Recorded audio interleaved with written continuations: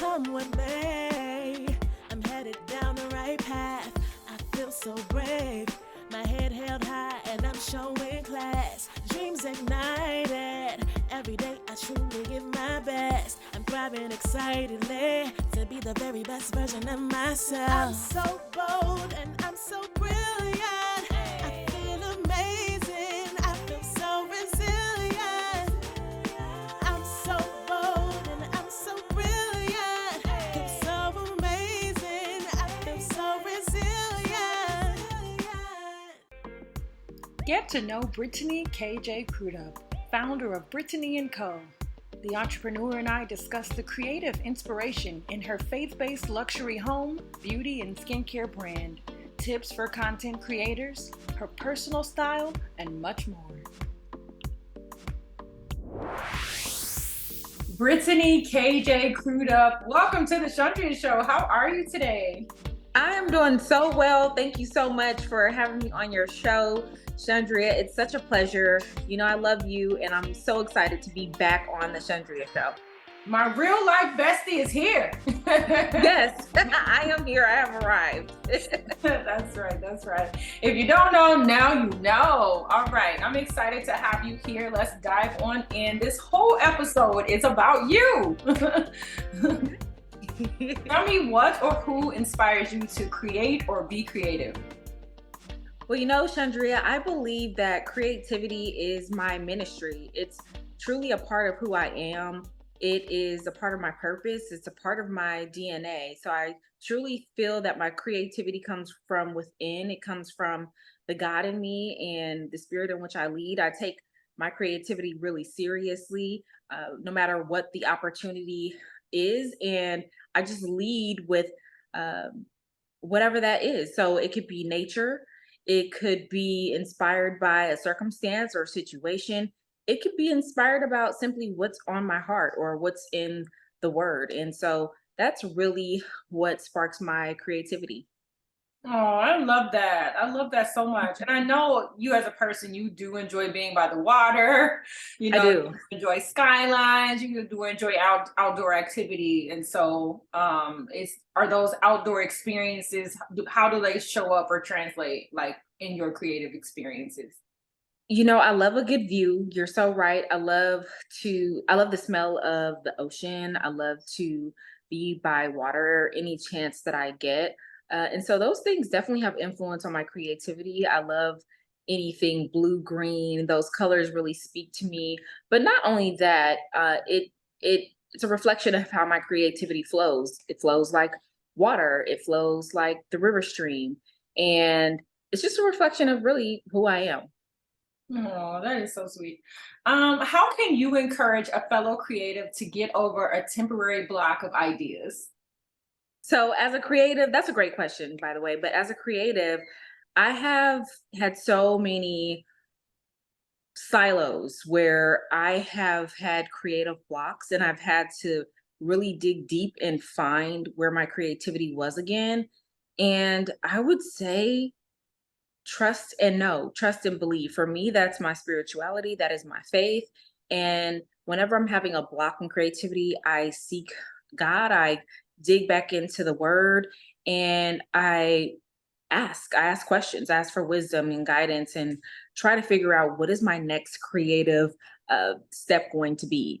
And so I find creativity in that, and just being in tune with myself as well. I feel like in the last few years, I've done a lot of work on getting to know who I am as a woman and now as a wife, and just taking the time to embrace those different dynamics of who I am and flow with it. So whatever comes naturally to me or to a creative in this sense, go with it. Don't second guess your gift. Sometimes the block can come because you're trying to fit into a box or you're trying to fit in a place where you don't fit.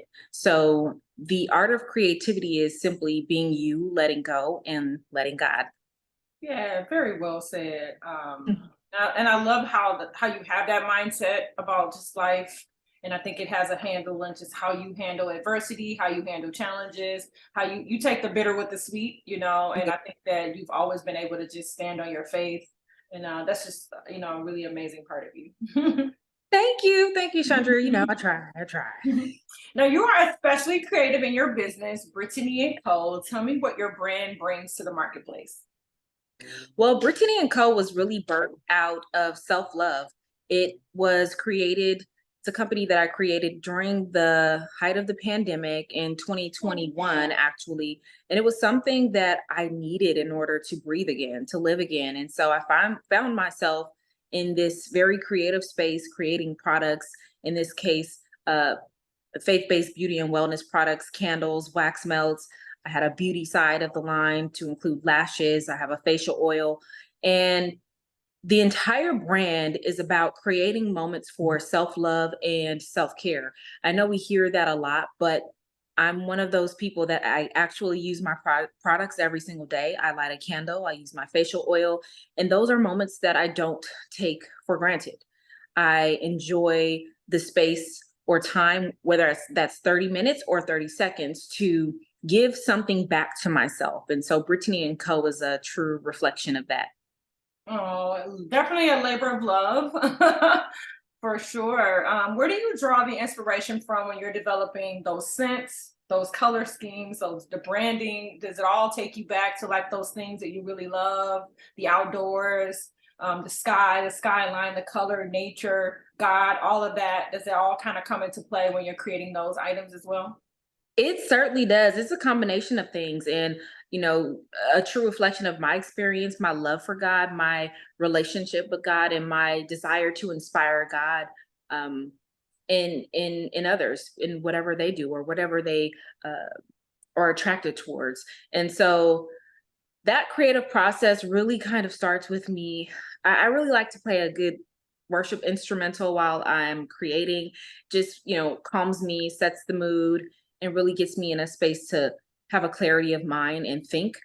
And in that space is where I just create. So the names for the products, and I'm working on some new names, by the way. So I started with one line of candles and a line of products, and so I'm in the process of doing an entire rebranding for Brittany and Co. So there's going to be yet a new life. And just like I mentioned earlier, it's all about, you know, taking chances, taking risks, and doing what feels good to your soul and to your heart, and sharing that with the world. So that's really how I treat my creative process. I just take the time, dig in, and I make it happen. Now, I know we had talked about this. The first, when I created Brittany and Co., I did it in 21 days, right?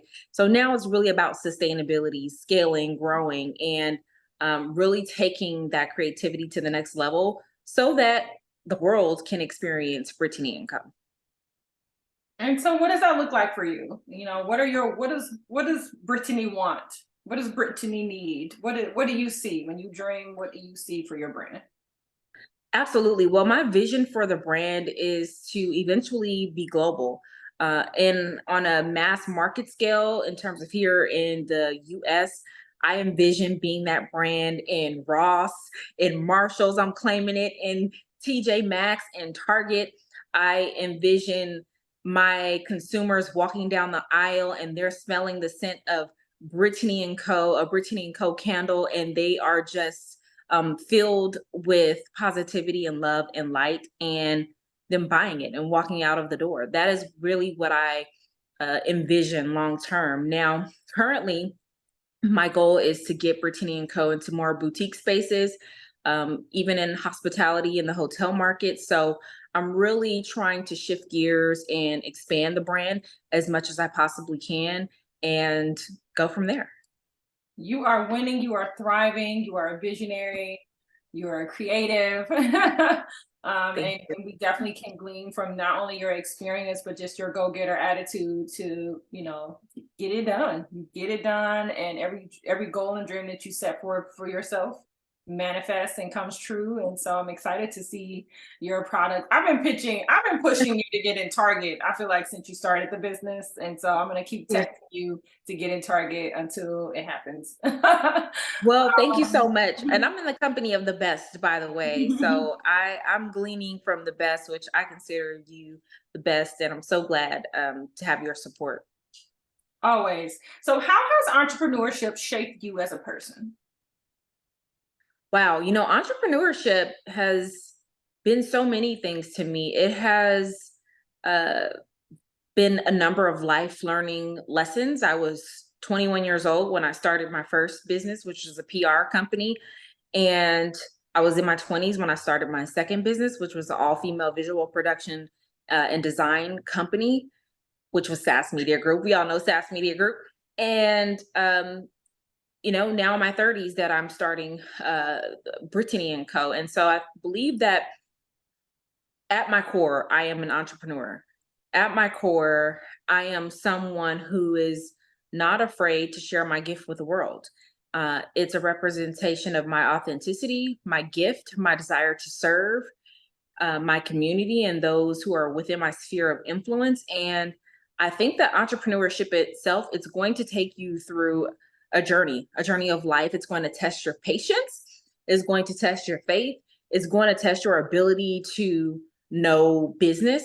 There are a lot of business lessons that I learned in creating my first company. And I tell you, there are a lot of things that people are unaware of, or even for myself, costly lessons that I had to learn and pick back up with the next business and say, okay, I'm going to be more proactive to make sure this is taken care of. There's so many different things because as an entrepreneur, and especially if you don't have the staff right away, you're everything. You're the marketer, you are the producer, you're the videographer, you're the photographer, you are the graphic designer, you are the product maker. So there's so many things. You do products and inventory and accounting and taxes. So there's so many elements that go into being an entrepreneur, but I can truly say that I'm loving that part of my journey.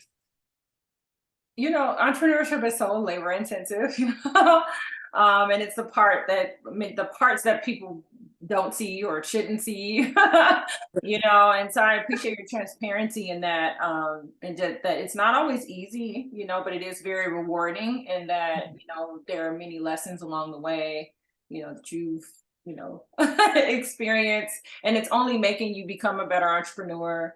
It's making you a better person. It's shaping you in the most impactful way. So, kudos to you on just, like you just keep going. As a natural ready-made fashionista, how would you describe your personal style? Wow. Well, I would describe my personal style as classic, timeless, and elegant with a flair, with an edge. I'm someone who I like to wear solids, or I may wear the same jewelry every single day, but I may switch it up with a pop of color or a very edgy shoe or something that pops. And so I believe that I am somewhat minimalist and somewhat of an extremist. So I think that my style is tamed yet elegant. And does that align with your personality type, in your opinion?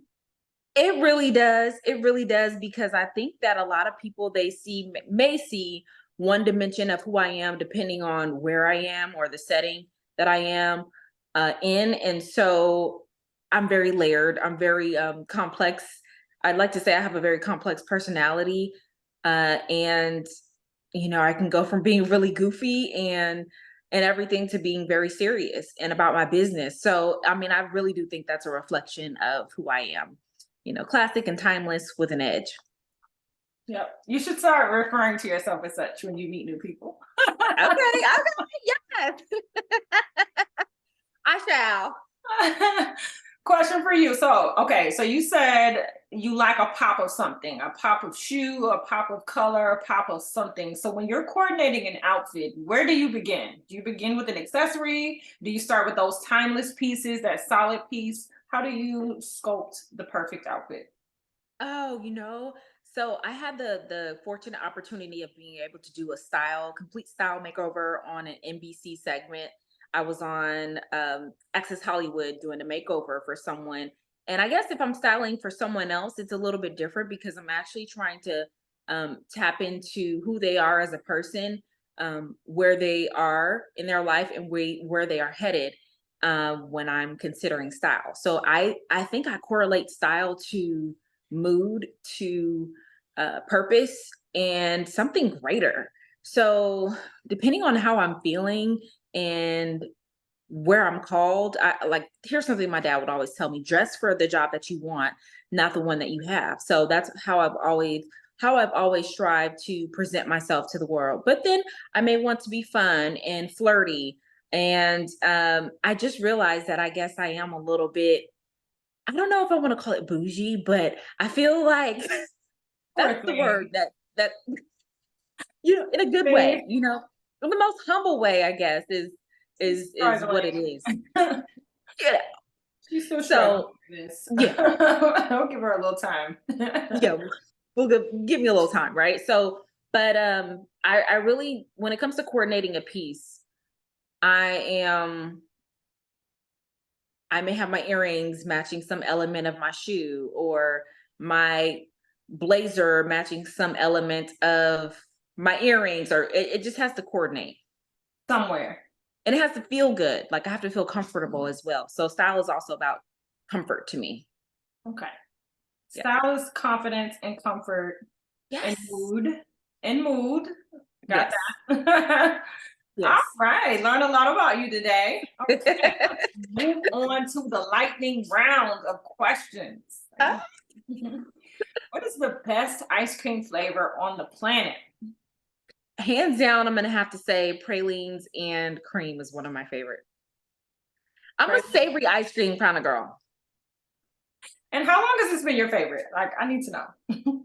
Forever. Well, it's for a very long time, at least over a decade or maybe almost two. And I will say that because my favorite cousin, we both like pralines and cream. Yeah. Shout out to cousin. Shout out to my cousin. ice cream cousin. Okay.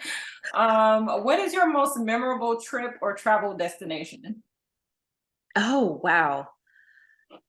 Oh, that's a wonderful question. I would have to say my most memorable trip and travel destination has been when I went to Spain and the northern tip of Africa, Morocco, when I was in high school. That was a phenomenal trip. I have a love and passion for the Spanish language and people. And so when I went to Spain, I went to Toledo, Granada, Sevilla, Costa del Sol, y Madrid, and I got the opportunity to speak in Spanish and use my love of the Spanish language. So that was really wonderful. And the ruins in Toledo were so beautiful.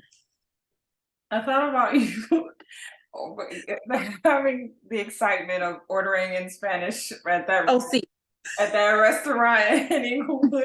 Like, Sí, you sí. were so excited to order your food.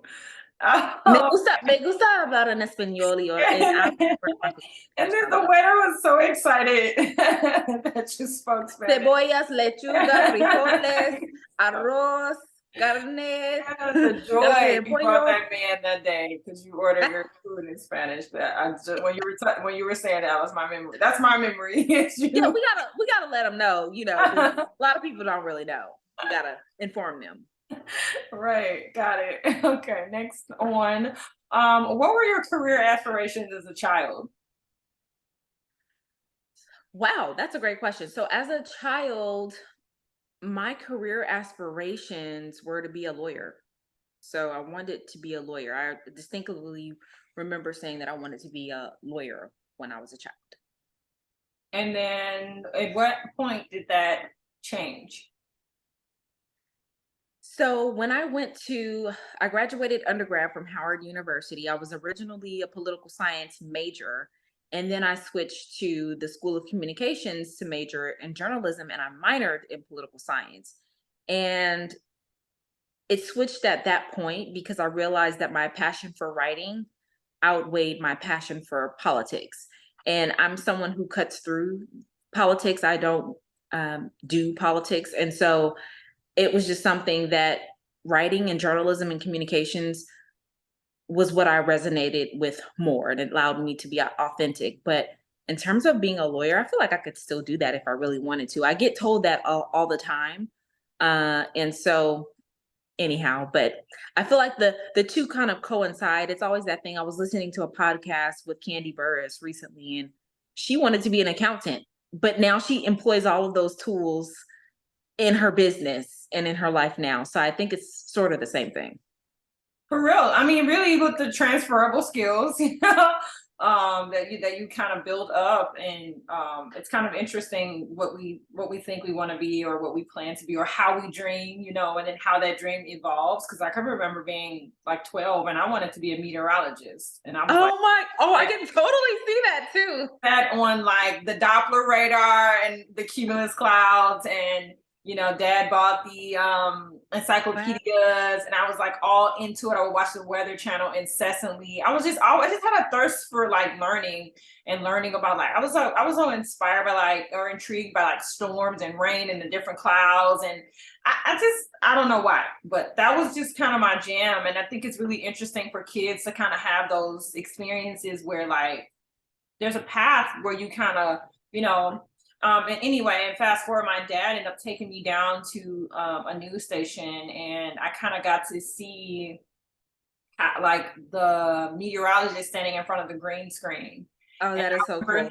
And I remember being like, how is this happening? Like, he's in front of a green screen, but on the TV monitor, he's in front of the map, and he's really not mapping anything. He's just like faking, like faking, like he's pointing, and up in here and this and all of that. And and that during that time, you didn't see very many women as meteorologists, and so that underserved area of not seeing women, not seeing a lot of women of color, and then now we're just booming and flourishing. and look at you now. But I feel like, Chundria, I really do believe that those are the experiences that truly shape us. And I mean, I could still see you being a meteorologist, but you have your own show, you're on television, and it's just it's amazing. So I feel like every moment is meaningful. Every moment is meaningful, and dreams still come true. So yeah. Awesome. Attorney at law. Attorney at law. Oh my gosh. I never knew that about you. Did you ever play sports as a child? I did. I was really athletic as a child. Actually, I played. So I don't really think volleyball counts. That wasn't really my strong suit. I mean, I could do it, but that was more so in like 3rd, 4th grade, something like that. But then I played basketball. I ran track in high school as well. I also did cross country to train for track, and I ran in a few cross country meets. My favorite, my best races in track were the 4x4, 400, 200. Did a little bit of the 100, but that wasn't my favorite race. And yeah, so I was pretty athletic in high school. Look at that. That is so cool. What would your and Chundria, I was running in San Francisco, which means my legs are really strong because of the hills there. Yes. You get extra medals for it because it was San Francisco. Yep. What was your first paid job, and how old were you? So I love this question. My first paid job was when I was 14 years old. I was working for the Mayor's Youth and Employment Education Program in San Francisco. And I was getting checks as a 14-year-old. Okay. 14 to 17. I worked during my summers in school. And it was something that really shaped a lot of my interest now. So public service, communications, entrepreneurship, that combination of things I did. I worked for a law firm when I was like 15, worked for the Boys and Girls Club, worked for the central office, which is where I got keen in administration. I did a mock entrepreneurship project at Salesforce, where we had to pitch our project, which happened to be like candles and some other things, to mock investors, which were probably real investors at the time. And my team, which I was the president of, we won, Chundria. So, they better check my records. What in the bionic teen is going on? Yeah. Superhero teenage years. Did you have a childhood? Did you just work? I did, but you know what? My parents really instilled a work ethic inside of me, and my grandmother gave me that rich spirit that I needed to really thrive, because she was the one who was, taking me. She had taught me the bus routes by this time in San Francisco, but she was the one that was there, making sure all of these opportunities went through when my parents were working and things of that nature. And it was just a beautiful thing. I mean, here I am, 14 to 17. I'm getting my own checks, making my own money. In San Francisco back then, the cost of living is much higher. So I was getting some pretty substantial checks as a kid. Okay. So my parents taught me the essence of what it means to have a keen work ethic. So I'm doing grateful. it for herself. Yeah. Oh, that's awesome. Are you an early bird or a night owl? This is a good question. So I am a recovering night owl. I'm a recovering night owl, and I will explain that. So I have endeavored, and I know that it is good to be up early, right, in order to get things done. Early bird catches the worm, and so I've shifted my schedule to be able to wake up early. However, my creative juices flow best at night, so it's a toss up. The jury's still out. The jury's still out, but We'll get back to you on at my that. core, I'm more of a night owl. But I'm learning to respect my time, honor myself, and take my butt to bed. She has a lot of learning to do. She just started. It's karaoke night. What are you singing? Unbreak my heart.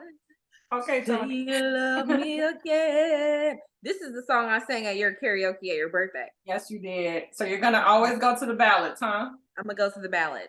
And then when you go back the second time, that's when you'll rap, right? That's when I'm a rap, rat-a-tat-tat. There you go. I gotta improve my rap. I do one rap a year, and we ain't made it to the lyrics yet. So That's okay. I'm still working on it for this year. All right. I know the answer to this question, but they need to know, do you throw down in the kitchen, and what's your signature dish? I throw down in the kitchen. Don't let the Blazer. don't let the blazer and the blessed black girlness fool you. Okay, I can actually throw down in the kitchen. So, and if you would like to know my some of my faves, they're on my Instagram, guys.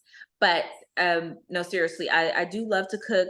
That was instilled in me by my grandmother, who was a cook from her heart. She made the most delicious meals ever growing up as a kid. Southern meals, delicacies, all sorts of things. So that's where I gained my cooking inspiration from. Oh, love it, love it, love it. All right, date night out, date night in. Which one are you doing? Which one? I'm gonna go ahead and say date night out. Now, I say this because I say date night out because, especially now that I'm a married woman, I will value the opportunity to get dressed up, suited and booted, and go out with my man. Like, I just feel like date night out. Like, let's do it up. Let's live out on. Come with me, I'm headed down the right path. I feel so brave, my head held high and I'm showing class.